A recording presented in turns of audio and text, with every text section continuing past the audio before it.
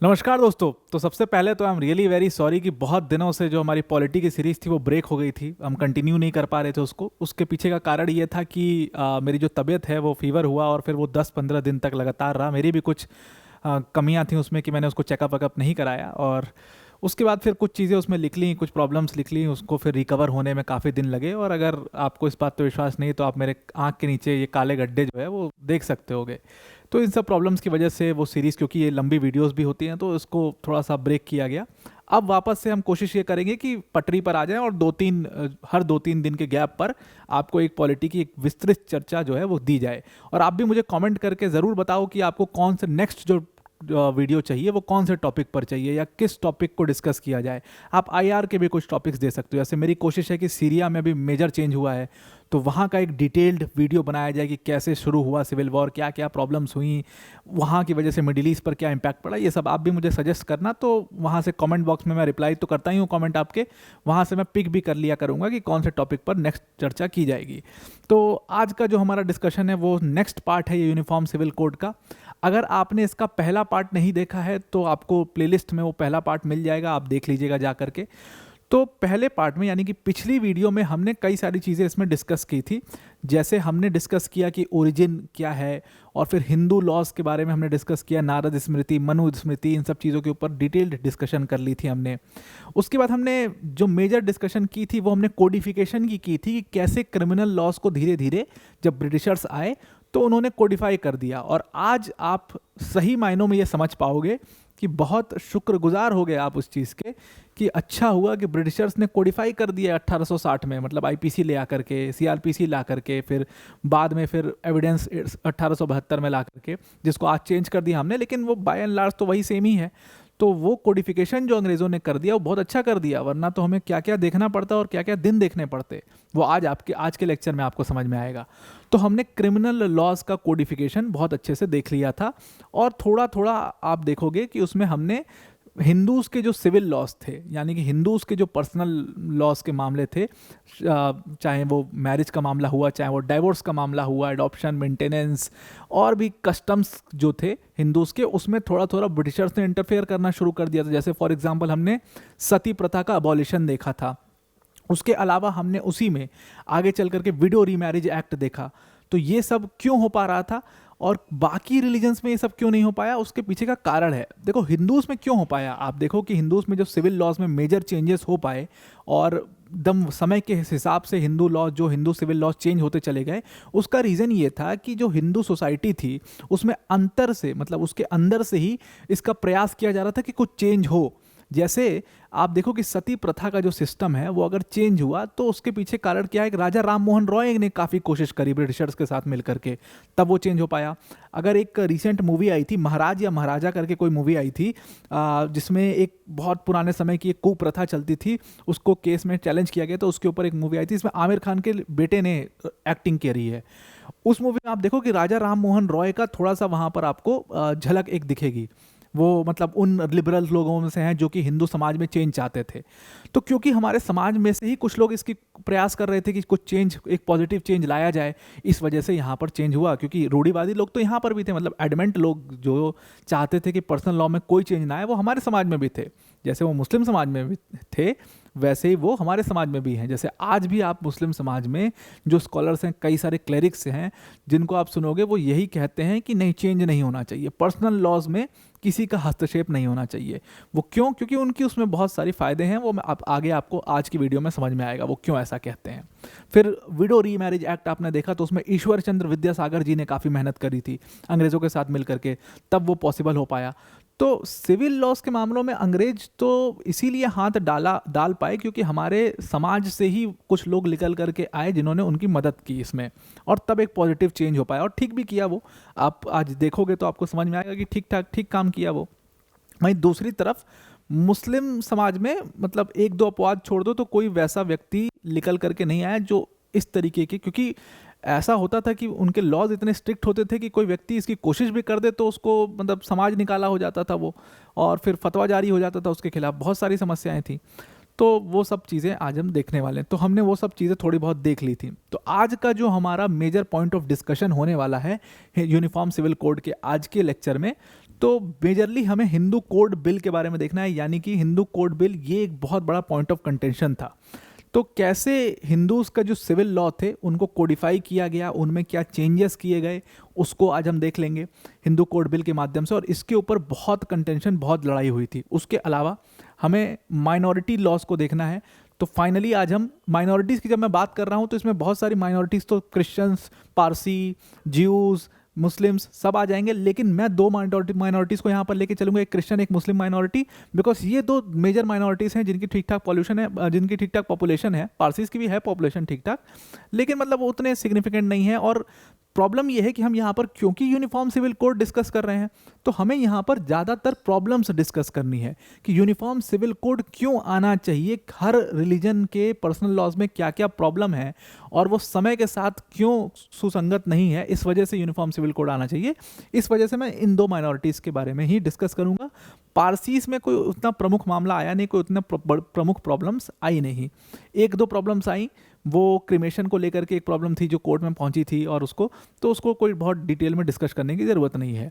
Jews की population बहुत कम है, और समस्या तो है ज्यूज़ के पर्सनल लॉज में, लेकिन उनकी पॉपुलेशन बहुत कम है और उनका जो इंटरनल जो डिस्प्यूट रिजोल्यूशन का तरीका होता है वो बहुत हार्ड होता है, इसलिए कोर्ट में ज़्यादा मामले पहुंचते नहीं हैं। तो हमें क्रिश्चियंस और मुस्लिम्स को देख लेंगे यहाँ पर माइनॉरिटीज़ के मामले में। और फिर उसके बाद जो सबसे इंपॉर्टेंट पार्ट है वो ये कि पर्सनल लॉज का जो कॉन्ट्राडिक्शन है कॉन्स्टिट्यूशन के साथ। जैसे आपको पता है कि फ्रीडम ऑफ रिलीजन आर्टिकल 25 और आर्टिकल 26 आपको देते हैं। तो मतलब यहाँ पर आपके पास फ्रीडम ऑफ रिलीजन है, मतलब आप अपना रिलीजन प्रोफेस कर सकते हो, प्रोपोगेट कर सकते हो, सब कर सकते हो। दूसरी तरफ उसी कॉन्स्टिट्यूशन में, तो इसका मतलब है कि मतलब आपके पास जो पर्सनल लॉज हैं वो भी आप प्रोफेस कर सकते हो भाई आपके रिलीजन के हिसाब से। वहीं दूसरी तरफ कॉन्स्टिट्यूशन का जो उसमें देखोगे तो आपके पास आर्टिकल 14 है क्या प्रोटेक्शन है, आर्टिकल 15 का प्रोटेक्शन है। आर्टिकल 14 कहता है भाई इक्वालिटी होनी चाहिए। आर्टिकल 15 जो है वो कह रहा है कि भाई आप किसी को रिलीजन के बेसिस पर, रेस के बेसिस पर, कास्ट के बेसिस पर, सेक्स के बेसिस पर, प्लेस ऑफ बर्थ के बेसिस पर डिस्क्रिमिनेट नहीं कर सकते। तो फिर ये तो भाई झगड़ा हो जाएगा। एक मुस्लिम मेल, और ये कोर्ट में आया भी है मामला, आज हम डिस्कस करेंगे उसको, कि कहा गया है कई बार मुस्लिम मेल्स द्वारा कि भाई जब मुस्लिम जो मेल्स हैं वो 4 शादियां कर सकते तो हिंदू मेल्स को भी अलाउ होना चाहिए 4 शादियों का। तो क्यों नहीं है भाई, ये तो डिस्क्रिमिनेशन हो रहा है रिलीजन के बेसिस पर, इस तरीके की चीज़। तो यहाँ पर आपको क्लियर, और इसमें आप आर्टिकल 21 को भी जोड़ सकते हो, वो आज मैं आपको बता दूंगा। और आर्टिकल 44 तो हम डिस्कस कर ही रहे हैं इसमें। तो आप देखोगे यहाँ पर क्लियर एक कॉन्ट्रडिक्शन आपको मिलेगा आर्टिकल 25, 26। तो मतलब कॉन्स्टिट्यूशन के आर्टिकल्स में ही कॉन्ट्रडिक्शन आपको यहाँ पर दिख जाएगा। हम कॉन्ट्रडिक्शन उसको मान के चल रहे हैं, फिर मैं प्रूफ करूंगा कि कॉन्ट्रडिक्शन वो कैसे नहीं है, वो आगे आपको मिलेगा। उसके बाद हमें, जब हम यूनिफॉर्म सिविल कोड की डिस्कशन करते हैं तो उसमें हम ट्राइब्स को भी इंक्लूड करेंगे। बहुत सारी ट्राइब्स ऐसी हैं जिनके अपने कस्टम्स हैं। तो जब हम यूनिफॉर्म सिविल कोड की बात करते हैं तो ट्राइब्स को भी हम उसमें मिलाने की बात करते हैं। तो उसमें मेजरली 2 आर्टिकल्स हमें डिस्कस करने, एक आर्टिकल 371 और एक आर्टिकल 244। और इसके अलावा इसमें मेजर जो केसेस हुए हैं, जैसे शाह बानो का केस, शायरा बानो का केस, फिर मुख्तारन माई का केस, उसके बाद आपको बहुत सारे क्रिश्चियंस के केसेस भी, क्रिश्चियन वाले जो कई सारे केसेस आपको, मैरी रॉय का एक केस था, उसके बाद शरला मुदगल का केस, ये सारे केसेस भी हमको डिस्कस करने हैं यहाँ पर। अब इतना बता करके ही मुझे डर लगने लगा कि ये वीडियो कहीं बहुत लंबी ना हो जाए। तो देखते हैं, खैर कितना हो पाता है आज की क्लास में, उतना ही करेंगे, जितना हो पाएगा, जितना मतलब जितने में आप भी ना थको और मैं भी ना थकूँ उतना ही करेंगे। बाकी नेक्स्ट पार्ट अगर इसका बनने वाला होगा तो नेक्स्ट पार्ट बना लेंगे। तो फिर शुरू करते हैं आज का डिस्कशन। वीडियो को स्टार्ट करने से पहले एक छोटी सी अनाउंसमेंट है। आप सबको पता है कि अनअकैडमी के 9 साल पूरे हो चुके हैं, और अनअकैडमी ऐसा पहली एडटेक कंपनी है जिसने ये माइलस्टोन अचीव किया है। तो इस माइलस्टोन को हम सेलिब्रेट कर रहे हैं, आप सबके साथ मिलकर के सेलिब्रेट कर रहे हैं अनअकैडमी प्रतिष्ठा के माध्यम से। अनअकैडमी प्रतिष्ठा जो है वो 10 दिसंबर को शाम को 7 बजे होगा, जिसमें आपके टॉप एजुकेटर्स और जो आपके टॉप कंटेंट क्रिएटर्स हैं सब लोग यहाँ पर मौजूद होंगे। बहुत सारे एक्साइटिंग रिवॉर्ड्स वगैरह आपके लिए यहाँ पर हैं। आप किसी भी एग्जाम की प्रिपरेशन करते हो तो आप ज़रूर से अनअकैडमी प्रतिष्ठा को 10 तारीख को 7 बजे जुड़िए। इसमें जुड़ने के लिए सिंपली आपको क्या करना है, सिंपल आपको जाना है यूट्यूब पर और UPSC unstoppable bye Unacademy channel type करना है। हमारा चैनल फर्स्ट नंबर पर आएगा, इसको क्लिक करोगे जैसे ही आप, तो वैसे ही आपको होम पेज पर ये इवेंट बना हुआ दिख जाएगा। ये लाइव इन 23 आवर्स, बस इस पर आपको क्या करना है कि नोटिफाई मी पर क्लिक करना है, नोटिफिकेशन आपका ऑन हो जाएगा। जब भी ये इवेंट लाइव होगा तो वैसे ही आपको इसकी नोटिफिकेशन लिंक मिल जाएगी। तो चलिए अब अपने लेक्चर को स्टार्ट करते हैं। तो हमें जो डिस्कशन सबसे पहले करनी है वो हमें करनी है हिंदू कोड बिल के बारे में। हिंदू कोड बिल सबसे ज़्यादा कंटेंशन का मामला रहा था और जितने भी हिंदू लीडर्स थे उनके बीच में बहुत लड़ाई हुई थी इस हिंदू कोड बिल को। अंबेडकर जी ने तो इस्तीफा दे दिया था इससे, इसी के वजह से। तो हुआ क्या था कि हिंदूज के लॉज के साथ अब उसमें हमारे टाइम पर, अभी अगर आप देखोगे 1940 तक आते आते बहुत सारे ऐसे लीडर्स थे जो बाहर से पढ़ करके आए थे और रिफॉर्मिस्ट लीडर थे, जैसे बी आर अम्बेडकर, नेहरू, ये लोग सब लोग रिफॉर्मिस्ट लीडर्स माने जाते थे। कुछ जो थे वो बहुत ही ट्रेडिशनल लीडर्स भी थे वहाँ पर, जो नहीं चाहते थे कोई चेंज हो। लेकिन रिफॉर्मिस्ट लीडर्स, क्योंकि उनके तर्क बहुत प्रमुख थे, उनके तर्क बहुत सही थे, और उन लोगों ने अंग्रेजों के साथ मिल करके भी काम किया कि एक पॉजिटिव चेंज लाना चाहिए हिंदूज के सिस्टम में, इसलिए ऐसे चेंजेस आपको देखने को मिले। और आपने पहले भी देखा, मैंने दो लोग का नाम लिया, एक राजा राम मोहन रॉय का नाम लिया, एक ईश्वर चंद्र विद्यासागर जी का नाम लिया। उन लोग की कोशिशों से बहुत सारी जो कुरीतियाँ थी उनको ख़त्म किया। तो वैसे ही क्या किया अंग्रेजों ने, इन रिफॉर्मिस्ट लीडर्स की वजह से एक कमेटी बनाई जिसको 1941 में उस कमेटी का गठन किया गया, और उस कमेटी के जो चेयरपर्सन थे वो थे doctor B N Rao. Doctor B N Rao के गठन के चेयरपर्सनशिप में एक कमेटी बनाई गई जिसका नाम था हिंदू लॉ कमेटी। और इस हिंदू लॉ कमेटी को क्या जिम्मेदारी दी गई? इस हिंदू लॉ कमेटी को ये जिम्मेदारी दी गई कि जितने भी कस्टम्स चले आ रहे हैं मैरिज से रिलेटेड, डाइवोर्स से रिलेटेड, खैर हिंदूज में डाइवोर्स होता ही नहीं था, अगर आप आगे समझोगे उस चीज़ को, हिंदूज में डाइवोर्स होता ही नहीं था। क्यों नहीं होता था वो आगे बताऊंगा मैं। तो मैरिज से रिलेटेड, सक्सेशन से रिलेटेड सबसे ज़्यादा प्रॉब्लम होती थी। उसके बाद क्योंकि फीमेल को उसमें राइट नहीं थे सक्सेशंस के, उसके बाद आप देखोगे कि गार्जियनशिप से रिलेटेड, फिर माइनॉरिटीज़ क्या कहते हैं, अडॉप्शन से रिलेटेड, इन सब से रिलेटेड जो भी मामले हैं, जो भी कस्टम्स हैं, उनको आज के समय से वो कितने पीछे हैं वक्त में, उनको आज के समय से क्या रिफॉर्म की ज़रूरत है, उन सब से रिलेटेड एक रिपोर्ट जो है वो सबमिट करनी चाहिए। हिंदू समाज में क्या क्या प्रॉब्लम्स हैं, जो रिलीजन के बेसिस पर प्रॉब्लम्स हैं, कास्ट के बेसिस पर कैसे डिस्क्रिमिनेट किया जा रहा है, मंदिर में अगर कोई पुजारी है वो सिर्फ ब्राह्मण समाज से वो व्यक्ति होगा, इससे रिलेटेड बहुत सारे मामले उस समय तक पहुंच चुके थे। जो मैं आपको भी मूवी का रेफरेंस दे रहा था वीडियो के स्टार्टिंग में, उसमें मैं आपको बता रहा था कि वहाँ पर एक बहुत बड़ी कुरीति चलती थी, इसको ख़त्म किया था। तो वो सब चीज़ें थी। तो उसी लिए ये कमेटी बनाई जिसको हिंदू लॉ कमेटी कहा गया, और इनका काम ये था कि आप रिपोर्ट सबमिट करो और बताओ ऐसे क्या क्या चीज़ें जिसको चेंज की ज़रूरत है, और उसके बाद फिर कोडिफाई किया जाएगा। तो इस हिंदू लॉ कमेटी ने क्या किया कि 1944 में एक रिपोर्ट अपनी सबमिट करी, लेकिन 1944 आते आते आपको पता है कि ब्रिटिशर्स जो हैं वो पूरी तरीके से वर्ल्ड वॉर 2 में इन्वॉल्व हो चुके थे, और फिर उनकी जो पावर थी वो लगातार घटती चली गई थी। उनको भी समझ में आ गया था कि अब इंडिया में ज़्यादा रूल करना ही नहीं है, तो फिर क्यों, मतलब उनके सिविल लॉज के साथ ऐसा क्यों छेड़छाड़ कर दें कि पता चले कि सारे हिंदूज जो हैं वो हमें ही धकेल के और जल्दी बाहर कर दें। बाहर तो होना ही था उनको, लेकिन और जल्दी बाहर हो जाएंगे सिविल लॉज के साथ छेड़छाड़ करेंगे। तो 1944 में रिपोर्ट सबमिट तो हो गई थी, उन्होंने कुछ किया नहीं इस रिपोर्ट के ऊपर। फाइनली जब देश हमारा आज़ाद हुआ तो 47 में एक और रिपोर्ट सबमिट हुई, और इस रिपोर्ट को ही कहा जाता है हिंदू कोड बिल। ये रिपोर्ट जो है ना वो इम्पॉर्टेंट चेंजेस बताती थी जो हमें करना चाहिए अपने सिस्टम में। हमारे बहुत सारे जो लॉज थे वो पुराने ज़माने से चले आ रहे थे, उसमें क्या क्या रिफॉर्म, जैसे मैरिज था तो मैरिज में क्या क्या चेंजेस करनी चाहिए, पॉलीगैमी का सिस्टम, बहुत सारी कुरीतियाँ, और उसके बाद जो पुजारी जो मंदिर का होगा वो सिर्फ ब्राह्मण समाज से होगा, उससे रिलेटेड टेम्पल के कई सारे लॉज थे, तमाम लॉज थे। हमें उस सारे लॉज को डिस्कस नहीं करना है, जो पर्सनल लॉज हैं उनको ही डिस्कस करेंगे आज। तो इन्हीं सारे लॉज का जो मिश्रण है इसको हमने हिंदू कोड बिल कहा। हिंदू कोड बिल को लेकर के बहुत झगड़ा था, मतलब आपस में लीडर्स में। जैसे मैंने आपको बताया कि रिफॉर्मिस्ट लीडर थे B R Ambedkar, Pandit Nehru type के, ये लोग चाहते थे कि ये हिंदू कोड बिल जो है वो लागू हो जाए। वहीं दूसरी तरफ के जो लीडर्स थे, जैसे राजेंद्र प्रसाद, ये ट्रेडिशनल लीडर थे, वल्लभ भाई पटेल ये ट्रेडिशनल लीडर थे, पुरुषोत्तम दास वो ट्रेडिशनल लीडर थे, जेबी कृपलानी का आपने नाम सुना होगा, ये भी ट्रेडिशनल लीडर हुआ करते थे। ये लोग चाहते थे कि नहीं चेंज होना चाहिए, जो सिस्टम हिंदूज का चला आ रहा है उसको वैसे एज इट इज छोड़ देना चाहिए, क्योंकि अगर चेंज करेंगे तो हो सकता है कि लोगों की तरफ से एक बैकलैश आए, और ये बैकलैश जो है वो हमारे लिए झेलना बहुत मुश्किल है।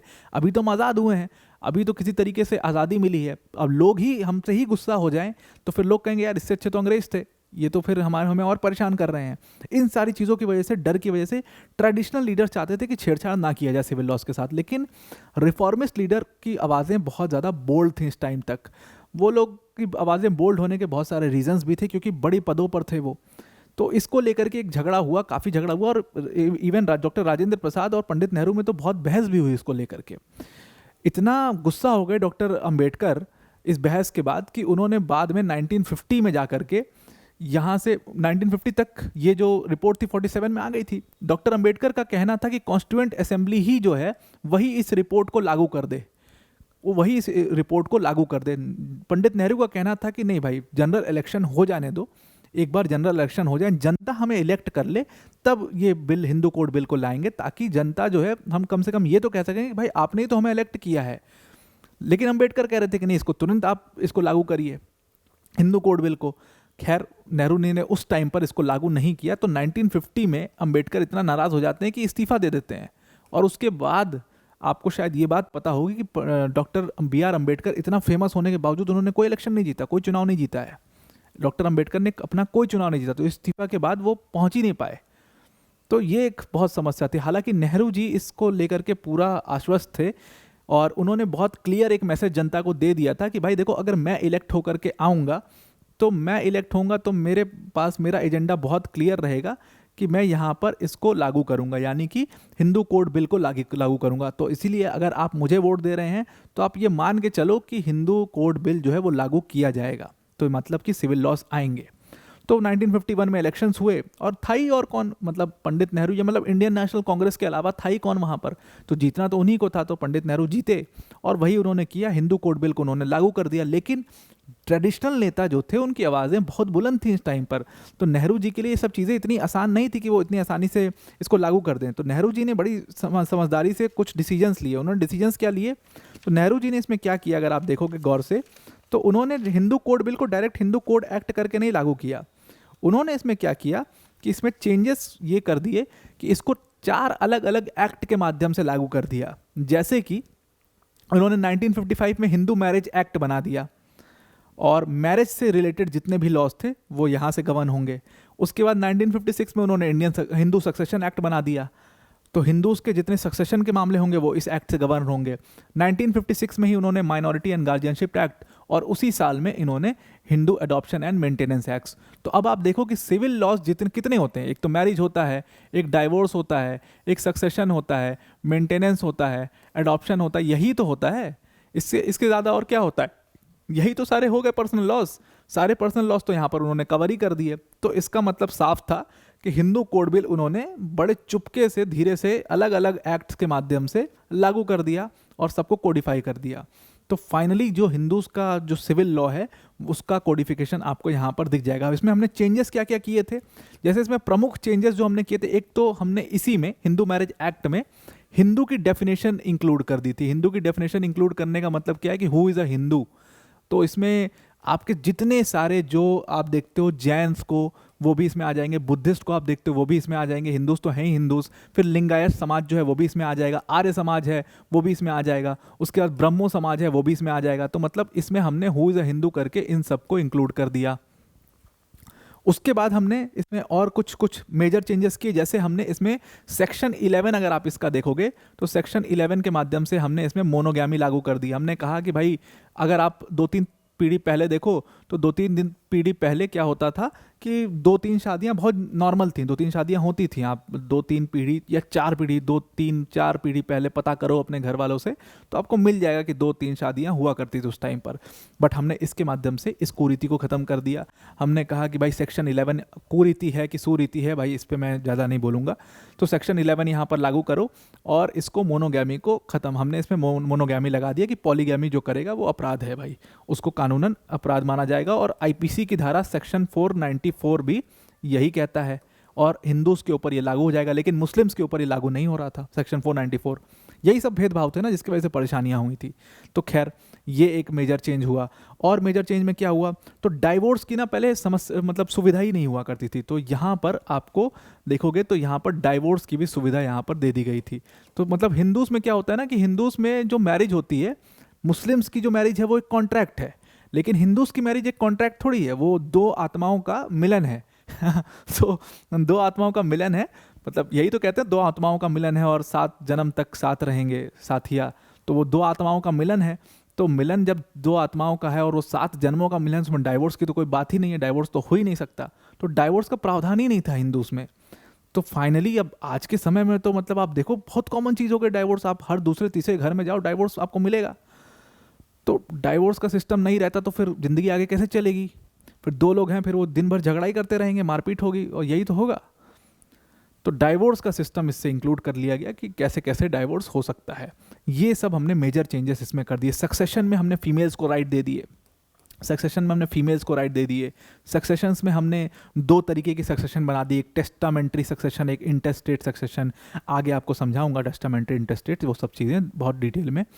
उसके अलावा हमने एडॉप्शन के जो लॉज थे उसको कुछ कुछ चेंज कर दिया। एडॉप्शन के लॉज में हमने लिमिट लगा दिए, जैसे कि लिमिट क्या है, अब एडॉप्शन क्या है ना कि होता क्या है प्रॉब्लम के एडॉप्शन में, जैसे मान लो मेल जो है वो किसी फीमेल को अडॉप्ट कर रहा है, मतलब एक फादर जो है वो एक डॉटर को अडॉप्ट कर रहा है, तो एज का उसमें डिफरेंस लगा दिया, क्योंकि होता है ये है समस्या ये आ जाती है कि हो सकता है कि आपस में फिजिकल अट्रैक्शन हो जाए, तो इस वजह से कुछ वो एक गलत चीज़ हो जाएगी, मतलब एक सिंफुल रिलेशन बन जाएगा उस चीज़ को लेकर के। तो अडॉप्शन में कुछ कुछ हमने रिस्ट्रिक्शंस लगा दिए यहाँ पर। तो इस तरीके से हमने क्या किया कि कुछ कुछ अच्छी चीज़ें जो रिफॉर्म करनी चाहिए थी लॉज में, उनको हमने रिफॉर्म कर दिया समय के साथ में, और इससे हिंदू कोड बिल लागू हो गया एक तरीके से। अब यहाँ पर इंपॉर्टेंट कुछ कुछ केसेस डिस्कस करें। सरला मुदगल का केस जो है वो इसी हिंदू कोड बिल से रिलेटेड है।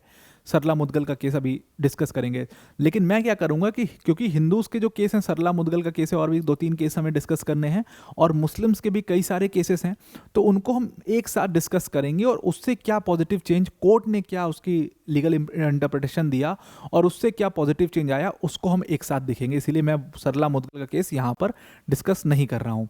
तो हिंदू कोड की बिल के बाद हम हमारी डायरेक्ट जो जंप है वो हम लेते हैं माइनॉरिटी लॉज के ऊपर, यानी कि माइनॉरिटी लॉज में भी अगर आप देखो तो हमें डिस्कस करनी है माइनॉरिटी लॉज में सबसे पहले क्रिश्चियंस के बारे में। क्रिश्चियंस में 2-3 चीज़ें ही हैं जो हमें मेजर डिस्कस करनी है। अब क्रिश्चियंस अगर आप देखोगे भारत में क्या हर जगह, तो क्रिश्चियंस 2 तरीके के आपको मिलेंगे। क्रिश्चियंस की पॉपुलेशन कितनी है इंडिया में, तो लगभग आप देखो तो 2-3% पॉपुलेशन है क्रिश्चियंस की, तो लेकिन 2-3% इंडिया के पॉपुलेशन के हिसाब से बड़ी जनसंख्या हो जाती है और उनको एड्रेस करना बहुत ज़रूरी है। तो क्रिश्चियंस जो हैं वो 2 तरीके के हैं। एक तो कैथोलिक क्रिश्चियंस होते हैं, ये कैथोलिक जो हैं ये ट्रेडिशनल क्रिश्चियंस हैं, और एक होते हैं प्रोटेस्टेंट क्रिश्चियंस। अब जैसे क्रिश्चियनिटी जो है वो कहाँ से निकला है, एक्चुअल में वो निकला तो ज्यूइज्म से ही है, मतलब ज्यूज थे, मतलब कि जीसस क्राइस्ट तो ज्यू ही थे ना, तो ज्यू में जो रिफॉर्म लेकर के आए उससे क्रिश्चियनिटी निकला। इसीलिए आप देखो कि 2 किताबें हैं, एक ओल्ड टेस्टामेंट, एक new testament. Old testament Jews follow करते हैं, न्यू टेस्टामेंट क्रिश्चियंस फॉलो करते हैं। किताब एक ही है, दोनों में बस क्या क्या अंतर है। अंतर किस चीज़ का है, रिफॉर्म्स का अंतर है, तो उसमें है। तो वैसे ही क्रिश्चियंस के भी 2 फाड़ हुए वक्त के साथ। एक हुआ कैथोलिक, वो कैथोलिक जो ट्रेडिशनल वैल्यूज़ को मानते हैं क्रिश्चियनिटी की, इनकी संख्या बहुत ज़्यादा है। और दूसरे हुए प्रोटेस्टेंट भी आपको ठीक ठाक संख्या में भारत में दिख जाएंगे। ये प्रोटेस्टेंट क्या है, जो प्रोटेस्ट करके चेंजेस लेकर के आए हैं उस सिस्टम में, ये प्रोटेस्टेंट क्रिश्चियंस हैं। तो मान्यताएं इन लोग की अलग अलग हैं थोड़ी, जैसे शिया सुन्नी का जो आप गैप देखते हो मुस्लिम्स में, वैसा ही गैप आपको कैथोलिक और प्रोटेस्टेंट में मिलेगा। इवन कई सारी कंट्रीज में कैथोलिक और प्रोटेस्टेंट्स के बीच में खूनी संघर्ष भी देखने को मिले हैं। तो ये क्रिश्चियंस के बीच में मेजर डिफरेंस था, और उसके बाद दुनिया भर के और भी डिफरेंस होते हैं जिनका लेना देना हमें यहाँ से तो फिलहाल अभी नहीं है, मतलब कि इस लेक्चर से उनका हमें लेना देना नहीं है। लेकिन आप देखोगे ना क्रिश्चियंस के सिस्टम में ज़्यादा प्रॉब्लम नहीं आई थी। क्यों प्रॉब्लम नहीं आई थी? क्रिश्चियन के पर्सनल लॉज में 1-2 प्रॉब्लम हैं जो आपको आगे देखने को मिलेंगी, लेकिन ज़्यादा प्रॉब्लम बाय एंड लार्ज नहीं आई थी। उसके पीछे का रीज़न ये था कि क्रिश्चियंस, क्योंकि ब्रिटिशर्स ने इनके सिविल लॉज फॉर्मुलेट किए, तो क्योंकि ब्रिटिशर्स भी क्रिश्चियंस थे तो वो इनके पूरे अंदर के सिस्टम को बहुत अच्छे से समझते थे। ये प्रॉब्लम हिंदूज़ में आई क्योंकि हिंदूज़ के सिस्टम को वो बिल्कुल नहीं समझते थे, तो वो प्रॉब्लम आई इनिशियली, जो हमने सरला मुदगल और भी बहुत सारे मामलों से सुलझाई। और उसके बाद अगर आप देखोगे तो मुस्लिम्स को तो उन्होंने टच ही नहीं किया, मुस्लिम पर्सनल लॉज को क्यों टच नहीं किया? क्योंकि वो उनका सिस्टम वो समझते ही नहीं थे, वो इतना कॉम्प्लेक्स था कि वो समझ ही नहीं पाते थे उसके सिस्टम को, इसीलिए उन्होंने उसको टच नहीं किया। और क्रिश्चियन वो खुद थे, तो इसलिए क्रिश्चियंस का सिस्टम आपको मतलब बहुत सॉर्टेड मिलेगा। जहाँ पर थोड़ी बहुत प्रॉब्लम्स होगी वहाँ पर फिर हमने इंडियन सक्सेशन एक्ट या इंडियन डाइवोर्स एक्ट ला करके उसको ठीक कर दिया। तो क्रिश्चियंस से रिलेटेड जो कानून है वो 3-4 ही हैं जो हमने पढ़ने हैं। जैसे क्रिश्चियन मैरिज एक्ट है एक उसके बाद है Indian divorce act, Christian divorce act नहीं, इंडियन डाइवोर्स एक्ट। ये इंडियन डाइवोर्स एक्ट क्रिश्चियंस पर भी लागू होता है और भी सारे रिलीजन्स पर ये मुस्लिम्स छोड़ दो तो लागू किया जाता है। वैसे ही इंडियन सक्सेशन एक्ट है, तो ये भी इंडियन सक्सेशन एक्ट क्रिश्चियंस के ऊपर लागू होता है। क्रिश्चियन सक्सेशन एक्ट देखो यहाँ पर नहीं है, यह है इंडियन सक्सेशन एक्ट। यही पारसीज के ऊपर भी लागू होता है। तो इस तरीके से ये जो लॉज हैं मेजरली यही 3-4 लॉज हैं जो क्रिश्चियंस में माने जाते हैं। एक और है इसमें गार्जियनशिप एंड वॉर्ड्स एक्ट 1890 का, वो भी सबके लिए सेम है। मतलब जो हिंदू या मुस्लिम नहीं है उसके ऊपर गार्जियनशिप एंड वॉर्ड एक्ट 1890 लग जाता है, लागू हो जाता है। तो यही है। अब इसमें क्रिश्चियंस के पूरे सिस्टम में मैंने आपको कहा ना कि उसमें ज़्यादा प्रॉब्लम थी ही नहीं। 2 ही मेजर केसेस हैं जो हमें इसमें डिस्कस करने जो आए थे, जो प्रॉब्लम थी बाद में उसको सही कर दिया गया। तो एक उसमें था मैरी रॉय का, और ये दोनों मामले जो हैं ये दोनों सक्सेशन से रिलेटेड मामले हैं। हर जगह आप देखोगे सक्सेशन का ही, क्योंकि प्रॉपर्टी का डिस्प्यूट इकोनॉमिक थोड़ा हो जाता है तो इसलिए प्रॉब्लम्स कोर्ट तक पहुंचती हैं। तो सक्सेशन के मामले में क्या था, यहाँ पर पहला जो केस आया था वो मैरी रॉय का केस था 1986 में, जिस पर डिसीजन आया था। हुआ क्या था मैरी रॉय के केस में कि मैरी रॉय का जो केस था उसमें सक्सेशन से रिलेटेड प्रॉब्लम ये थी कि एक तो सक्सेशन जो है पूरे इंडिया में इंडियन सक्सेशन एक्ट लागू था सारे क्रिश्चियंस के ऊपर, लेकिन कुछ इलाकों में, केरला जो आज का है वहाँ पर कुछ इलाकों में ट्रावनकोर सक्सेशन एक्ट 1916 लागू होता था। और जो ये 1916 का एक्ट था ये क्या करता था, ये फीमेल्स को उनके राइट्स नहीं देता था, प्रॉपर्टी राइट्स नहीं देता था। तो मैरी रॉय, जो कि अरुंधति रॉय को आप शायद जानते हो कि बहुत बड़ी राइटर हैं, उसी अरुंधति रॉय की मदर थी मैरी रॉय। ये मैरी रॉय पहुंच जाती हैं कोर्ट, और कोर्ट पे पहुंच के इन्होंने इस चीज़ को चैलेंज कर दिया कि भाई हमारे साथ ये मतलब दुराचार क्यों हो रहा है, मतलब ये ऐसा व्यवहार क्यों हो रहा है कि सबके ऊपर, सारे क्रिश्चियंस के ऊपर ये इंडियन सक्सेशन एक्ट लागू हो रहा है और हमारे ऊपर आपने ट्रावनकोर सक्सेशन एक्ट 1916 लागू कर दिया गया है और उससे हमारा संपत्ति का अधिकार छीना जा रहा है। तो फिर कोर्ट ने, सुप्रीम कोर्ट ये मामला पहुंचा, सुप्रीम कोर्ट ने इसमें डिसीजन दिया कि भाई ये ट्रावनकोर जो सक्सेशन एक्ट है 1916 का, ये अनकॉन्स्टिट्यूशनल है और सारे क्रिश्चियंस के, आज से सारे क्रिश्चियंस के ऊपर सक्सेशन का जो लॉ लगेगा वो इंडियन सक्सेशन एक्ट 1925 ही लगेगा और कोई लॉ इसमें नहीं लगेगा। एक ये केस था। दूसरा केस जो बहुत प्रमुख केस था वो जॉन वेलामोट्टम का केस था। अब ये जॉन वेलामोट्टम का केस भी सक्सेशन से रिलेटेड है। अब सक्सेशन 2 तरीके का होता है, आपको शायद पता होगा, नहीं पता है। जैसे वसीयत का नाम आपने सुना है ना, वसीयत होती है। अब वसीयत कैसी होती है, एक तो वसीयत होती है टेस्टामेंट्री, जिसको कहते हैं टेस्टामेंट्री वसीयत। मैं यहाँ पर शॉर्ट फॉर्म ही लिख रहा हूँ, आप उसको फुल फॉर्म लिख दीजिए। एक होता है इंटेस्टेट। टेस्टामेंट्री और इंटेस्टेट में फ़र्क क्या है? टेस्टामेंट्री मतलब कि जहाँ पर वसीयत हुई होती है उसको टेस्टामेंट्री कहते हैं, जिसमें लिख के गए हैं, विल लिख दिया है, अपनी वसीयत कर दी है, उसको टेस्टामेंट्री कहते हैं। जहाँ पर कुछ लिखा नहीं है तो वहाँ पर उसको कहते हैं इंटेस्टेट। तो ये वसीयत हुई है जिसमें, और वसीयत नहीं हुई है उसको कहते हैं इंटेस्टेट। ये दोनों फ़र्क है। अब जॉन वेलामोट्टम के केस में यही प्रॉब्लम थी। जॉन वेलामोट्टम क्या था कि वो चाहते थे अपनी प्रॉपर्टी को रिलीजियस पर्पस के लिए देना, मतलब रिलीजियस पर्पस के लिए उसको डोनेट करना चाहते थे। प्रॉब्लम ये हुआ, मतलब यानी कि टेस्टामेंट्री सक्सेशन देना चाहते थे। प्रॉब्लम ये हुआ कि सेक्शन 118 था इसी इंडियन सक्सेशन एक्ट का, ये सेक्शन 118 ये कहता था कि कोई भी क्रिश्चियन व्यक्ति जो है वो क्रिश्चियन व्यक्ति अपनी प्रॉपर्टी को, पूरी प्रॉपर्टी को टेस्टामेंट्री सक्सेशन नहीं कर सकता है। क्यों नहीं कर सकता है? जब तक कि उसके जो क्लोज किन्स हैं वो जिंदा हैं। और किन्स की डेफिनेशन में 2 प्रॉब्लम्स थी। एक तो पहली चीज़, जॉन वेलामोट्टम ने इस चीज़ को चैलेंज किया था कि भाई ये दोहरा व्यवहार क्यों हो रहा है हमारे साथ, कि जब एक हिंदू व्यक्ति अपनी प्रॉपर्टी को, जो उसकी अर्जित धन है, ठीक है, उसको जब वो रिलीजियस पर्पस के लिए दे सकता है, डोनेट कर सकता है, एक मुस्लिम व्यक्ति डोनेट कर सकता है, तो हम क्यों नहीं डोनेट कर सकते हैं? एक तो ये प्रॉब्लम थी। दूसरी प्रॉब्लम ये थी क्लोज किन्स में, जो डेफिनेशन थी क्लोज किन्स की, उसमें भतीजा भतीजी सबको इंक्लूड कर लिया था लेकिन वाइफ को इंक्लूड नहीं किया था। तो ये दोनों चीज़ें चैलेंज हुई थी इसमें। फिर इस दोनों चीज़ों को समझते हुए सुप्रीम कोर्ट ने इसमें क्या किया था कि ये जो सेक्शन 118 है इस एक्सटेंट तक उसको अनकॉन्स्टिट्यूशनल कर दिया था, और फिर इससे अधिकार मिला हर क्रिश्चियन व्यक्ति को कि वो भाई अपना प्रॉपर्टी जो है अगर रिलीजियस पर्पस के लिए देना चाहते हैं तो दे सकते हैं। उसके बाद यही 2 मामले थे क्रिश्चियंस में जो प्रॉब्लम आए थे। बाकी तो टाइम के साथ साथ मतलब इनका ठीक था समस्या, क्योंकि ब्रिटिशर्स ने सारे एक्ट बनाए थे। ये सारे एक्ट आप देखोगे कि 1869 में ब्रिटिशर्स का बनाया हुआ एक्ट है, 1925 में ब्रिटिशर्स का बनाया हुआ एक्ट है, तो वो इनके साथ पूरी इनकी सुसंगति से चल रहा था, कोई बहुत समस्या आई नहीं थी। दूसरी माइनॉरिटी जो हमें डिस्कस करनी है वो मुस्लिम माइनॉरिटी डिस्कस करनी है, और यही सबसे इम्पॉर्टेंट है।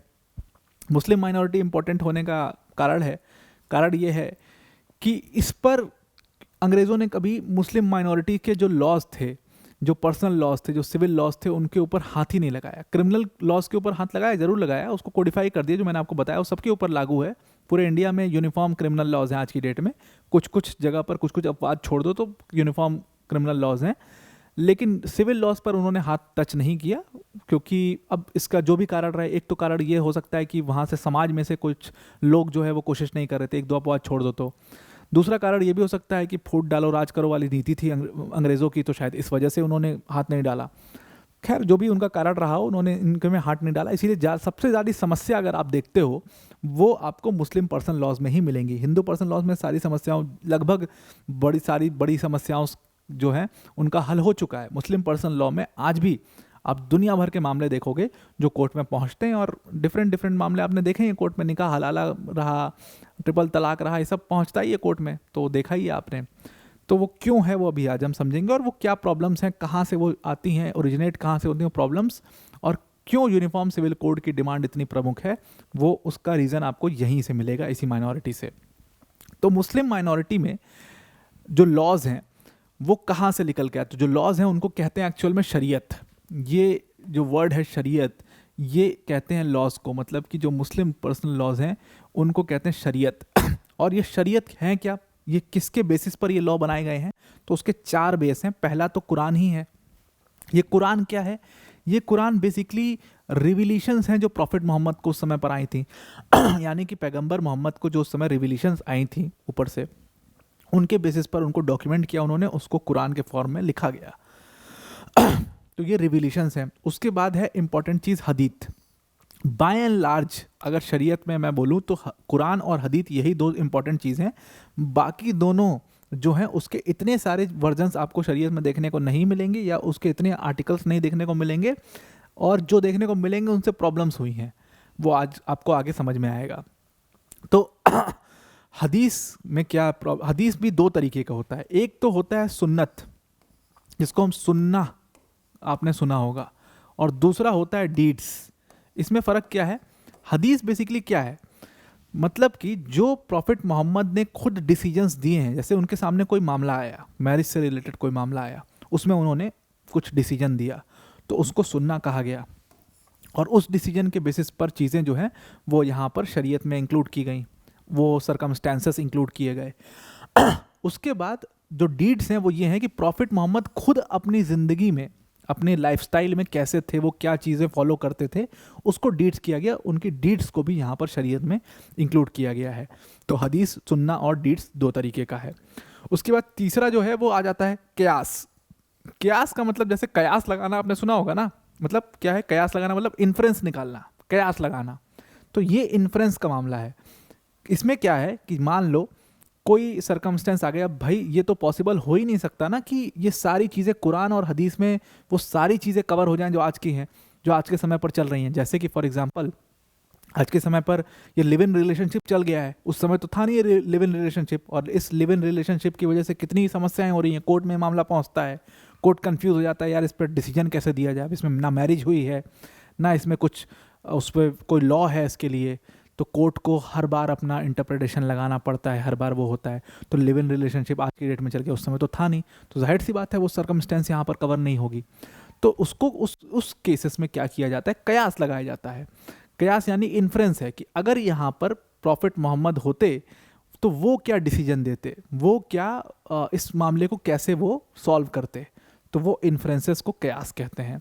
और एक्चुअल में जो सबसे ज़्यादा प्रॉब्लम जो शरीयत में आपको मिलेंगी वो प्रॉब्लम आती है इजमा से। इजमा क्या है? इजमा मतलब कि वो प्रॉब्लम्स जो ना कुरान में कवर्ड हैं, ना हदीस में कवर्ड हैं, ना कयास से सॉल्व हो पा रही हैं, वो उसमें क्या होता है, तो वो सारी नई समस्याएं, जैसे लिव इन रिलेशनशिप का जो मैंने आपको एग्जांपल दिया, वो उसको यहीं पर आप पुटअप कर सकते हो कि इजमा मतलब कि जो रिलीजियस स्कॉलर्स होंगे इस्लाम के, और ये रिलीजियस स्कॉलर्स कौन होंगे, ये मुफ्ती, काजी, ये लोग होंगे रिलीजियस स्कॉलर्स, ये डिसाइड करेंगे कि इन केसेस में क्या किया जाएगा। इसीलिए इसी इजमा की वजह से बहुत सारे प्रॉब्लम्स जो हैं वो आपको शरीयत में देखने को मिलेंगे, जो हम आगे अभी डिस्कस करेंगे। खैर, ये तो शरीयत हो गया। अब ये शरीयत भी एक नहीं है, ये शरीयत के भी दो तरीके के शरीयत हैं। जैसे शिया और सुन्नी का डिफरेंस है, तो दोनों की मान्यताओं में भी डिफरेंस है। तो शिया जो हैं वो, उनके कई सारे स्कूल्स ऑफ थॉट हैं, लेकिन हम जब शिया मुस्लिम्स की बात करेंगे तो हम by and large Imami school of thought की बात करेंगे। और सुन्नीस की जब बात करेंगे, सुन्नीस में भी हनफी हैं, मलकी हैं, बहुत सारे हैं, बरेलवी हैं, लेकिन हम सुन्नीस में भी जब बात करेंगे तो हनाफी स्कूल ऑफ थॉट की बात करेंगे। तो ये आप ध्यान में रखना कि हनाफी और इमामी जो स्कूल ऑफ थॉट हैं, जब हम शिया और सुन्नी में आगे से बोलूँगा तो मैं इन्हीं की बात कर रहा हूँ। ये मतलब अंडरस्टूड चीज़ होनी चाहिए। तो अब हमारे लिए इम्पॉर्टेंट बात क्या है कि मुस्लिम्स के जो लॉज हैं, पहले लॉज देखो मुस्लिम्स के कौन कौन से हैं। दो तरीके के लॉ होते हैं, एक तो क्रिमिनल लॉ है और एक सिविल लॉ है हमारे पास। क्रिमिनल लॉज के लिए मुस्लिम्स के क्या थी उस समय पर, पहले अगर आप देखोगे, और पाकिस्तान में भी इसको फॉलो किया गया, फिर बाद में चेंज हुआ, बहुत कुछ कुछ रिफॉर्म उसमें किए गए। तो क्रिमिनल अगर लॉ देखोगे तो मुस्लिम्स में हुदूद होता है एक, जिसको मतलब रॉन्ग फॉर गॉड माना जाता है, मतलब कि अल्लाह के ऊपर गुनाह हो गया, मतलब wrong for God, wrong for God यानी कि अल्लाह के हिसाब से वो गुनाह है। जैसे हम देखते हैं ना, एक एग्जांपल आपने देखा होगा ना कि जो क्रिमिनल लॉ में जो गलतियां होती हैं उसको माना जाए, जो क्राइम होता है उसको माना जाता है कि स्टेट के खिलाफ ये गलती है, और उसके बाद पर्सनल मैटर होता है, किसी का आपस में कुछ हो गया, डेफिमेशन का केस हो गया, एक्स वर्सेस वाई का केस होता है। लेकिन क्रिमिनल मामले जो होते हैं एक्स वर्सेस स्टेट होता है, state of Madras, state of Uttar Pradesh, state of Maharashtra, वैसा ही समझ लो कुछ कुछ यहाँ पर है कि हुदूद जो है वो मतलब अल्लाह के खिलाफ किया गया गुनाह है। जैसे इसमें कौन कौन से केसेस इंक्लूड हो जाते हैं, तो इसमें मान लो सबसे पहला केस एक होता है जिना। जिना क्या है, तो जिना मतलब कि ये फीमेल्स के खिलाफ होता है ये केस, और ये जिना मतलब होता है कि कोई किसी फीमेल ने शादी के पहले अगर किसी मेल के साथ अगर सेक्सुअल संबंध बना लिए हैं तो वो जिना होता है, और वो बाय लॉ हुदूद के अंदर आता है। और हुदूद मतलब कि वो खुदा के खिलाफ किया हुआ गुनाह है, और इसकी सज़ा क्या होती है, पत्थर से मारते हुए जान ले लो उस फीमेल की, ये इसमें इंक्लूड हो जाता है। इसके अलावा इसमें अडल्ट्री इंक्लूड हो जाता है। अगर किसी फीमेल का अगर कहीं पर किसी और मेल के साथ शादी होते हुए भी अगर किसी और मेल के साथ मतलब कोई रिलेशन स्थापित कर दिया जाता है तो वो अडल्ट्री हो जाता है। और ये अडल्ट्री का सज़ा क्या है कि पत्थर मारते मारते मार दो। उसके बाद इसमें और क्या इंक्लूड हो जाता है, इसमें थेफ्ट इंक्लूड हो जाता है, मतलब कि आपने अगर चोरी कर दी है तो उसकी सज़ा क्या होगी, वो भी खुदा के खिलाफ गुनाह माना जाएगा, तो मतलब आपकी कलाइयाँ काट लो। इस तरीके के इसमें पनिशमेंट्स थे। उसके बाद डेकॉइटी जो है, डकैती जिसको कहते हैं, तो वो डेकॉइटी भी खुदा के खिलाफ गुनाह माना जाता है। उसकी क्या सज़ा है, तो डकैती की सज़ा क्या है, तो हाथ काट लीजिए। इसमें मतलब शिया सुन्नी दोनों की यही मतलब पनिशमेंट्स हैं, बस दोनों में क्या है, अंतर क्या है, दोनों के मतलब एक्सटेंट में अंतर है। जैसे अगर कलाई काटने की बात शिया कर रहे हैं तो सुन्नी वहाँ पर हाथ काटने की बात करेंगे, वो थोड़ा ज़्यादा खूंखार थे तो वो हाथ काटने की उसमें बात करेंगे पनिशमेंट में अपने। यही फ़र्क है, बाकी बाय एंड लार्ज सेम है दोनों का। ये सब खुदा के खिलाफ गुनाह माने गए हैं। और किजास क्या है कि आपस में जो मामला, जैसे मान लो मतलब ज़मीन को लेकर के कोई विवाद है तो वो आपस में मामला हो गया, तो वो आपस में लिपटने वाली, जैसे एक्स वर्सेस वाई के जितने मामले होते हैं वो किजास होते हैं। ये फ़र्क है क्रिमिनल लॉस में। अब आप समझ लो, जो मैंने आपको पनिशमेंट्स बताई, इसी से रिलेटेड पाकिस्तान में एक केस हुआ था, इसी जिना से रिलेटेड।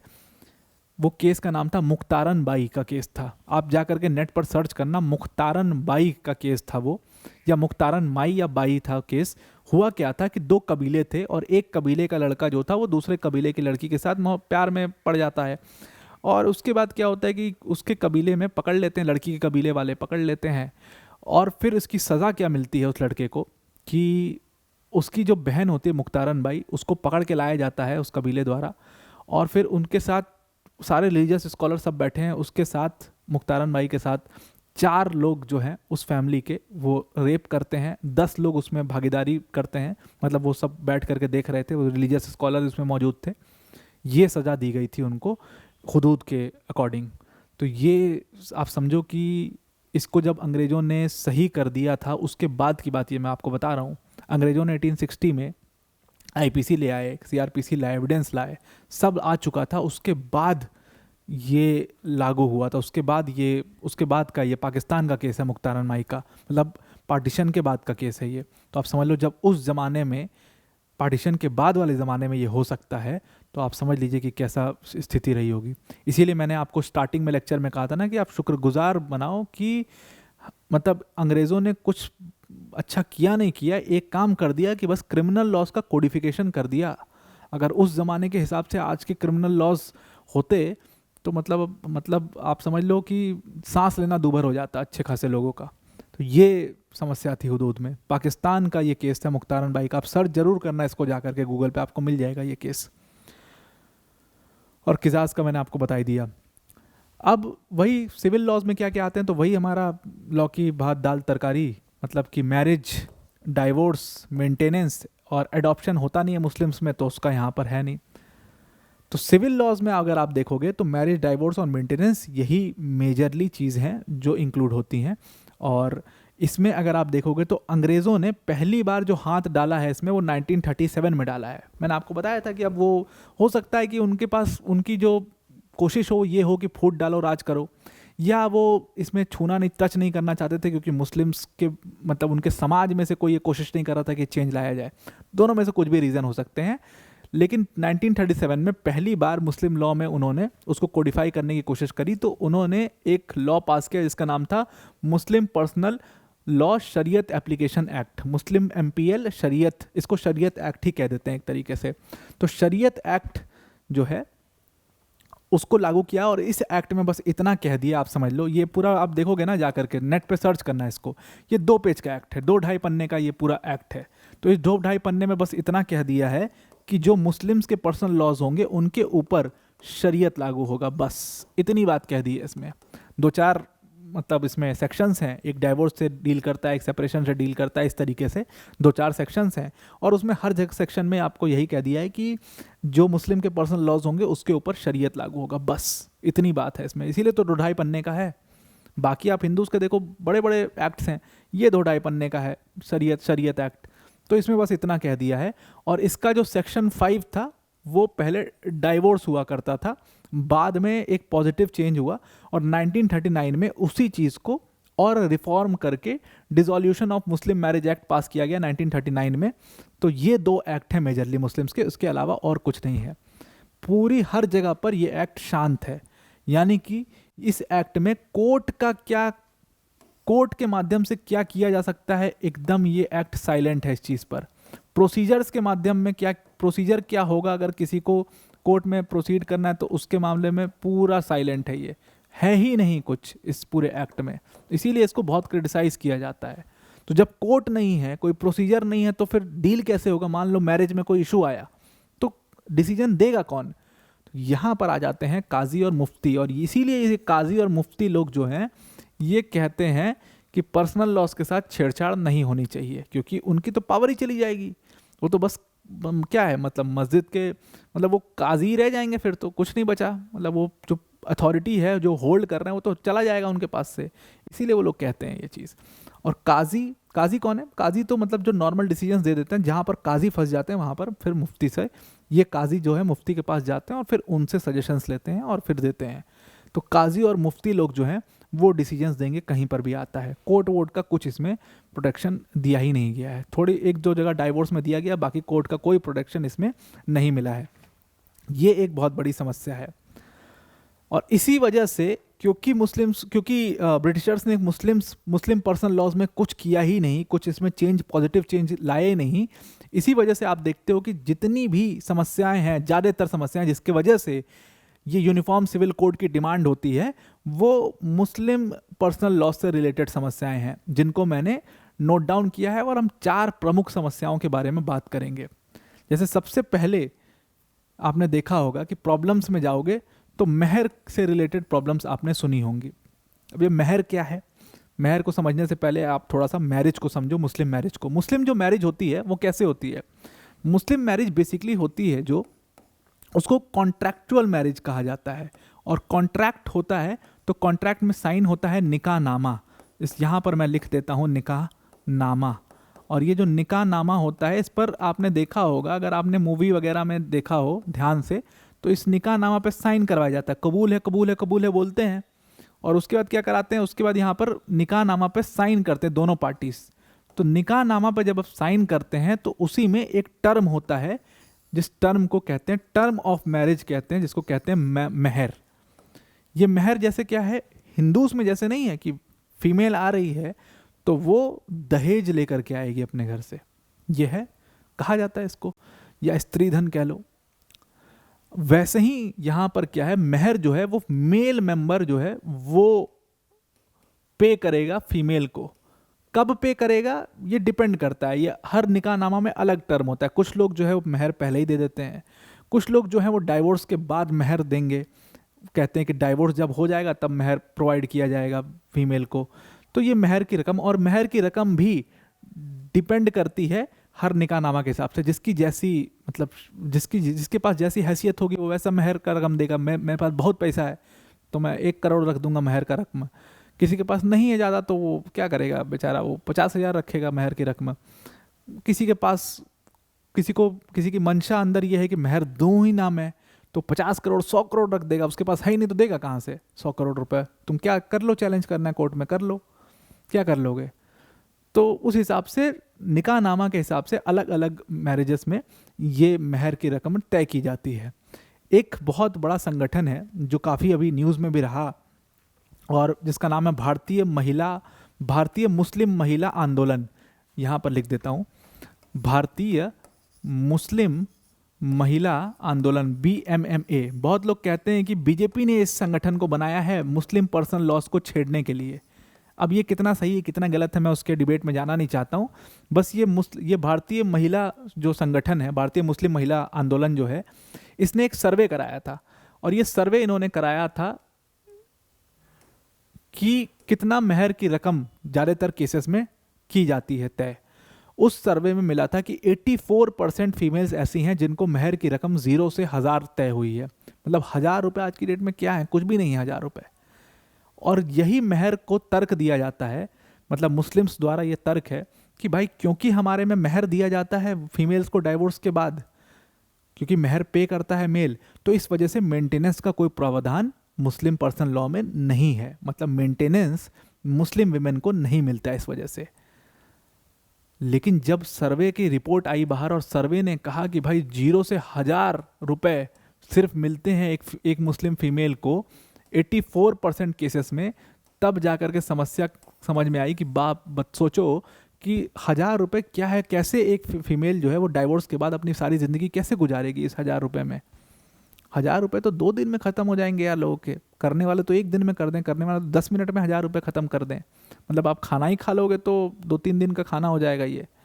तो महर की एक बहुत बड़ी समस्या है जो आई, और इन सर्वे से और लगातार ऐसे जो ग्रुप्स हैं वो इस महर को इसकी बात कर रहे हैं कि या तो महर का जो अमाउंट है वो कोर्ट डिसाइड किया करे, या क्योंकि भाई शादी के समय पर आप महर के लिए लड़ने लग जाओ। मान लो मैं मुस्लिम हूँ और मेरी शादी हो रही है किसी लड़की से। अब वो लड़की जो है वो महर के रकम के लिए मेरे घर वालों से या मुझसे लड़ने लग जाए कि नहीं महर इतना 1000 रुपये तय नहीं होगा, महर तुम 50 लाख तय करो। तो मुझे ये लगेगा ना कि अरे यार कैसी लड़की है, मतलब शादी के पहले ये डाइवोर्स का सोच रही है कि डाइवोर्स के बाद इतना महर मिलेगा तो इतना मिलेगा, तो ये तो मतलब ग्रीडी लड़की है, ऐसा सोचेंगे। तो लोग जो है गुड कंसर्न में और गुड विल दिखाने के लिए 1000 रुपये तय कर लेते हैं महर, और उसके बाद जब डाइवोर्स होता है तब उनको समझ में आता है कि वो उनको ठग लिया गया है। ये एक बहुत बड़ी समस्या है मुस्लिम समाज में। दूसरी सबसे बड़ी समस्या जो है वो पॉलीगैमी की है। पॉलीगैमी मतलब 4 शादियाँ 4 निकाह जो है वो अलाउड है मुस्लिम्स के सिस्टम में। ये आपने सुना ही होगा, इसको तो ज़्यादा बताने की ज़रूरत ही नहीं है आपको। 4 निकाह अलाउड है मुस्लिम सिस्टम में। वहीं पर हिंदूज़ के सिस्टम में हमने मोनोगैमी देखा था, सेक्शन 11 मोनोगैमी ला दिया, क्रिश्चियंस में मोनोगैमी आ गया, लेकिन मुस्लिम्स में आज भी 4 निकाह अलाउड है। तो ये क्यों अलाउड है? इसको लेकर के कई बार कोर्ट में कई सारे पिटिशंस पड़े हुए हैं, लेकिन कोर्ट छेड़छाड़ कर ही नहीं सकता उसमें। उसके बाद सबसे ज़्यादा जो कंसर्निंग प्रॉब्लम है मुस्लिम पर्सन लॉस की, वो निकाह हलाला है। इसके निकाह हलाला के बारे में आई होप आपने सुना होगा पहले भी। निकाह हलाला का कई सारा केस कोर्ट में भी पहुंचा है। होता क्या है इसका मैं आपको थोड़ा सा समझा देता हूँ। ये निकाह हलाला होता क्या है, मान लो दो फीमेल, मेल और फीमेल हैं, एक्स प्लस वाई, ठीक। ये एक्स जो है वो मेल है, ये फीमेल है, इन दोनों की शादी हुई है, एक्स की वाई से शादी हुई है, और इन दोनों का हो जाता है डाइवोर्स आपस में। अब जब डाइवोर्स हो गया दोनों का, तो फिर गुस्सा आया, गुस्से में डाइवोर्स कर लिया, बोल दिया तलाक तलाक तलाक, जाओ नहीं रहना तुम्हारे साथ, घर जाओ अपने, बोरिया बिस्तर बांधो। अब डाइवोर्स हो गया दोनों का, और बाद में उनको समझ में आया कि नहीं यार गलती हो गई, साथ में मतलब रहना है हमें दोनों, मतलब ये भी प्यार करता है बेचारा, वो भी प्यार करती है लड़की बेचारी। अब प्यार मोहब्बत बहुत है, साथ में रहना चाहते हैं, तो ऐसे साथ में नहीं रह सकते कि भाई डाइवोर्स हो गया और उसके बाद फिर से साथ में शादी कर ली और फिर रहने लग गए। उसके लिए उनको निकाह हलाला परफॉर्म करना पड़ेगा। दो चीज़ें आपने, दो टर्म सुने होंगे इस्लाम में, दो टर्म होते हैं। एक तो होता है हलाल, हलाल। अब हलाल सुनते ही इसका मतलब अगला, हलाल सुनते ही अगला टर्म आप झटका मत वो कर लेना, सोच लेना। हलाल के बाद अगला टर्म जो है वो होता है हराम। हलाल और झटका, अब जो लोग नॉन वेजिटेरियंस होंगे उनको पता होगा हलाल और झटका क्या होता है। तो हलाल मतलब क्या है, हलाल मतलब कि परमिटेड बाय लॉ, जो इस्लाम परमिट करता है, और हराम मतलब सिंपली क्या है, जो नॉट परमिटेड है। जैसे अल्कोहल जो है वो क्या है, हराम है। जिना क्या है, हराम है इस्लाम में, जिना हराम है, अल्कोहल हराम है। ये सब बाय लॉ बाय कोर्ट हराम नहीं है, लेकिन इस्लाम के अकॉर्डिंग ये सब हराम है। तो निकाह हलाला, हलाला मतलब क्या है कि वो चीज़ जो हलाल बनाए, वो एक्ट जो किसी चीज़ को हलाल बनाए। तो अगर आपने डाइवोर्स दे दिया है अपनी वाइफ को, फिर से आप उसी के साथ रहना चाहते हो, शादी करना चाहते हो, तो उसको हलाल बनाने के लिए आपको निकाह हलाला परफॉर्म करना पड़ेगा। तो मतलब आपने डाइवोर्स दे दिया, एक्स और वाई का डाइवोर्स हो गया। अब अगर वापस से इन दोनों को शादी करनी है, तो सबसे पहले क्या करेगी वाई, वाई जो फीमेल है उसकी शादी होगी किसी पर्सन जेड के साथ। अब ये जो जेड के साथ शादी होगी इस वाई की, उसको फिर उस शादी को कंज्यूमेट भी करना पड़ेगा, यानी कि मतलब उनको फिजिकल रिलेशनशिप भी बनानी पड़ेगी आपस में, तब जा करके माना जाएगा कि ये शादी जो है वो कंज्यूमेट हुई है। और उसके बाद कंज्यूमेशन के बाद क्या होगा कि ये जो पर्सन है ये इसको डाइवोर्स दे देगा, और फिर जा करके ये जो वाई है, यहाँ से डाइवोर्स के बाद ये वाई यहाँ से आएगी और ये भाई साहब इधर एक्स आएंगे, तब जाके ये दोनों एक्स प्लस वाई साथ में रह सकते हैं दोबारा शादी करके। ये निकाह हलाला का सिस्टम है। आप जा करके, एक सर्वे है, इंडिया टुडे की रिपोर्ट है, निकाह हलाला इंडिया टुडे रिपोर्ट, आप गूगल पर डालना, आपको मिल जाएगा कि किस तरीके से इसका एक पूरी इंडस्ट्री चल रही है।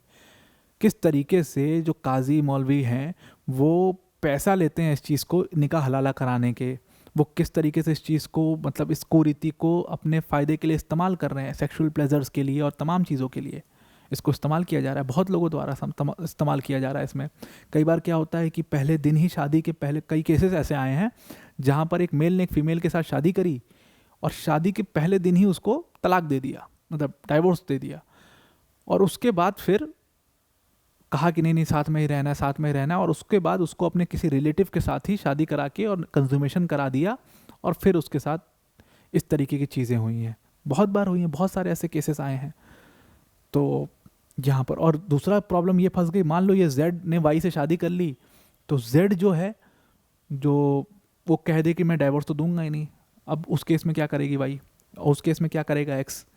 और तीसरी चीज़ ये है कि मान लो इसमें एक्स और वाई का झगड़ा हुआ है और गुस्से में एक्स साहब ने दे दिया है तलाक, तो यहाँ गलती तो एक्स की है, इसकी सज़ा वाई को क्यों मिले। ये भी कई जगह पर आया, क्योंकि मुस्लिम लॉज में जो है वो जितना भी डाइवोर्स होता है वो मैक्सिमम डाइवोर्स जो इनिशिएटेड बाय मेल होता है, तो फिर इसकी सज़ा भाई फीमेल क्यों भुगते, मेल को क्यों ना भुगतना पड़े। ये एक बहुत बड़ा प्रॉब्लम है। ये सारी प्रॉब्लम है निकाह हलाला के साथ में। और उस इंडिया टुडे की रिपोर्ट को आप ज़रूर से जाके पढ़ना, पूरा उसमें मतलब पैसा वैसा सब कुछ बताया, कितना क्या लेते हैं, पूरा वन नाइट स्टैंड और सब कुछ उसमें तमाम चीज़ें उसमें बताई है कि इसको कैसे अपने फ़ायदे के लिए इस्तेमाल किया जा रहा है। ये 3 मेजर प्रॉब्लम्स हैं मुस्लिम पर्सनल लॉ की। और चौथी तो बहुत ही मेजर प्रॉब्लम है जिससे रिलेटेड ये वाली प्रॉब्लम है, वो है तलाक यानी कि डाइवोर्स। और डाइवोर्स की जब हम बात करते हैं तो कई तरीके के 7 तरीके के डाइवोर्स हैं इस्लाम में, लेकिन हम मेजरली 3-4 तरीकों की बात करेंगे। एक तो है तलाक, सिंपल वो तलाक जो कि मेल इनिशिएट कर सकता है। और दुनिया में जितने केसेस होते हैं, मतलब दुनिया में क्या, मतलब इंडिया की तो बात कर ही रहे हैं हम, उसमें 97% केसेस ऐसे हैं जो इसी के माध्यम से होते हैं। इसीलिए तो इसको चैलेंज किया जाता है कि भाई कोर्ट में कि भाई सिर्फ मेल्स को ही राइट है तलाक इनिशिएट करने का, फीमेल्स के पास तो राइट ही नहीं है। फीमेल्स के पास जो राइट है वो है खुला का, मतलब ये ऐसा तलाक का सिस्टम है, ऐसा डाइवोर्स का सिस्टम है जो फीमेल इनिशिएट तो कर सकती है, लेकिन फीमेल अकेले अपने दम पर ले नहीं सकती डाइवोर्स मेल से। मेल को इसमें अग्री होना पड़ेगा, दोनों पार्टी जब अग्री होंगी तभी जाकर के ये होगा। हाँ, बस इनिशिएट जो है वो मेल कर सकती है, वो खुला कहते हैं उसको। तीसरा जो मामला है वो मुबारत का है। मुबारत का मामला जो है वो म्यूचुअल कंसेंट का है कि दोनों पार्टी राजी, तो फिर क्या करेगा काजी, सीधा डाइवोर्स करा दो आपस में। और चौथा जो है वो तो अब आया है, वो कोर्ट जो है, कोर्ट में जाकर के कैसे आप डाइवोर्स ले सकते हो, उसका पूरा प्रोसीजर उसमें दिया हुआ है। ये 4 तरीके हैं, कुछ तरीके इससे, लेकिन मेजर 97% तरीके तलाक से हैं। और यहीं पर प्रॉब्लम जो है वो सबसे ज़्यादा आती है। तलाक के 2 तरीके हैं फिर से, जैसे हमने बात की थी ना सुन्नत। सुन्नत क्या है? वो सुन्नत है जो प्रॉफिट मोहम्मद के लाइंस पर चल रहा है, वो चीज़ें सुन्नत हैं जो इस्लाम के लाइंस पर हैं। और दूसरा तरीका है बिद्दत का। सुन्नत जो तलाक होता है वो 2 तरीके से होता है, इसको कहते हैं एक एहसान तलाक,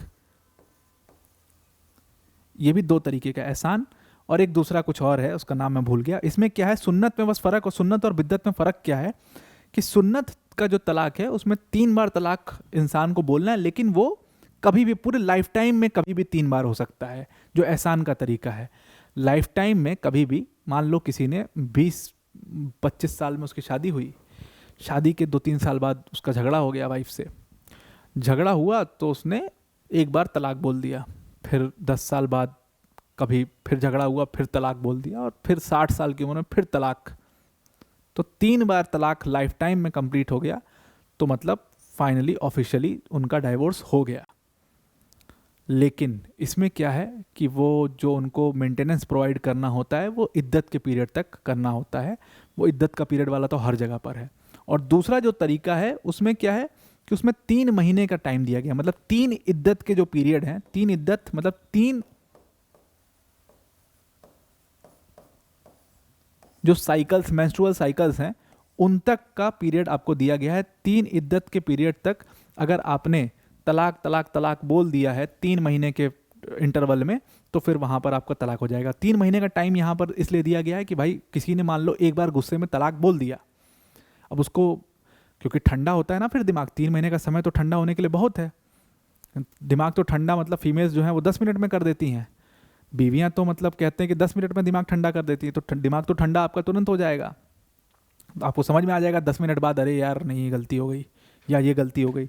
तो यहाँ पर इसलिए इसमें 3 मंथ्स का टाइम दे दिया गया है कि आपके पास ये 3 मंथ्स का टाइम है और आराम से जो है आप इसमें तलाक जो है वो दे सकते हो, सोच समझ के कि एकदम नहीं रहना है तो फिर आप 3 महीने में तलाक दे करके और उसके बाद सारे प्रोसीजर्स पूरे करो मेंटेनेंस के।